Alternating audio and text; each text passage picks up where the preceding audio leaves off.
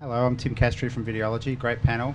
Joe, I was just interested in your perspective on ad blocking. I love it generally. I love it in terms of a vision. I guess my fear is, in the short term, it represents a kind of theft that's putting more pressure back on other consumers in the system to kind of carry the load of funding the content that the publishers are putting out there. So I wonder if you'd be interested in commenting on that, relative to what you said earlier.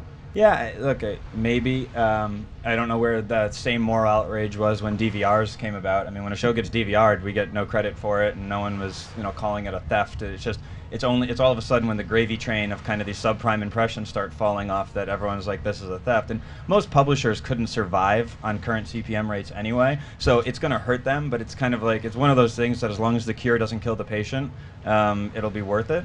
I do think what evolves from it are kind of like publisher-friendly ad blockers, where people could have accounts and it could tick off and pay.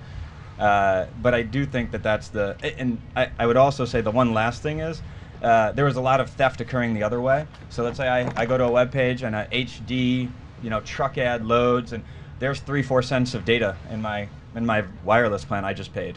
I didn't ask for that, right? So there was theft occurring one way or another. I'm not really sure I have a problem with it going the other way. Do you guys have any other thoughts on ad blocking?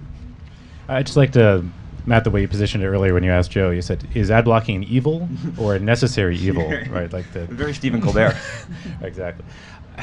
The shades of gray. Right, or I think it's somewhere in between a necessary evil and an evil.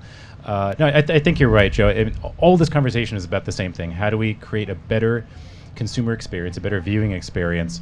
Because with the assumption, I think it's a reasonable one, that if someone is enjoying the content that they're watching, that they'll also enjoy the advertising that's associated with it.